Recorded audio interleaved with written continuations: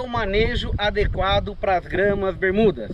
Qual é o melhor momento para eu tirar os animais? Ou em área de feno, qual que é a melhor altura para cortar quando eu entro com a máquina? E qual que é a altura residual? Quanto de capim tem que ficar na área? Eu sou o Rodolfo Irineu, engenheiro agrônomo, especialista em pasto de aras e produção de feno. E você está em mais uma Dica do Agrônomo. As gramas bermudas, como todas as outras capins, ela tem uma fase inicial de crescimento muito lento. Aí ela entra num pico de crescimento, numa curva, entra no pico de crescimento. E depois que atinge uma altura, ela reduz o crescimento. Ela praticamente estaciona e até que depois ela começa a cair a produção, quando começa a vir aquele capim seco por baixo, a macega.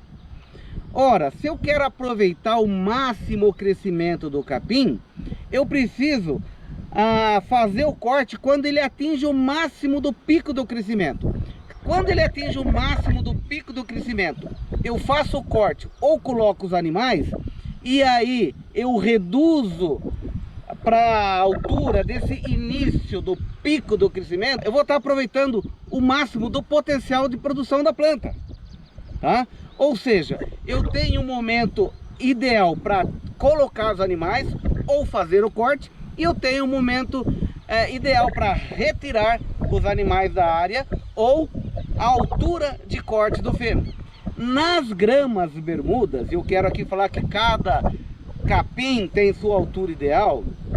Nas gramas bermudas, eu tenho que colocar os animais ou fazer o corte de feno entre 25 a 30 centímetros.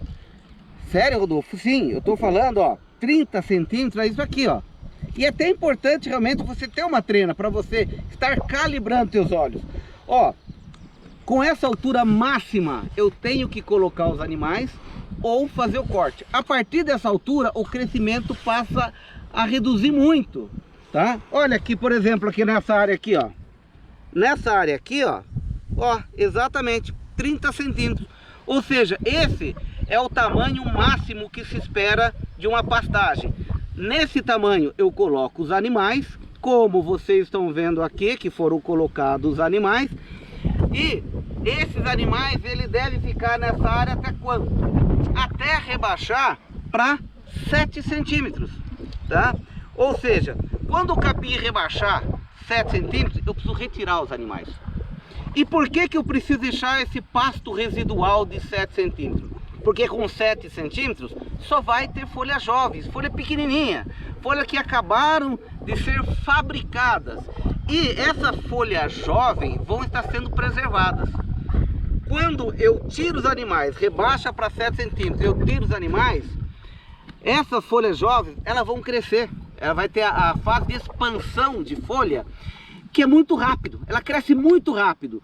Então, eu retirando os animais com 7 centímetros, preservando essas folhas jovens, essas folhas, em média, em 30 dias, numa época de clima favorável, já vai estar com os seus 30 centímetros de altura, tá? E para feno é a mesma coisa.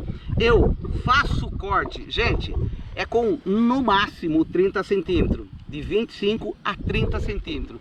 E é ideal que eu regule a minha cegadeira para que ela corte deixando em torno de 7 centímetros de pasto residual. Para quê? Para que essas folhas voltem rápido, regenerem rápido, tá? Além do que, acima de 30 centímetros, seja em pasto ou seja em produção de feno, o valor nutritivo cai rápido demais.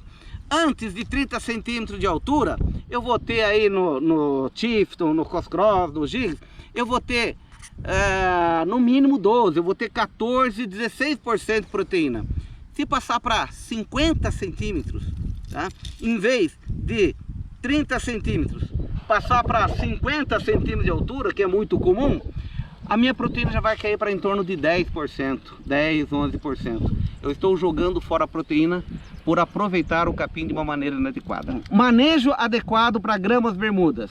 Eu coloco os animais ou eu corto com 30 centímetros e eu retiro os animais com 7 centímetros, ou eu faço o corte, a cegadeira regulada para 7 centímetros. Aí é o ponto de maior crescimento de capim. Tá aí mais uma dica do agrônomo para você.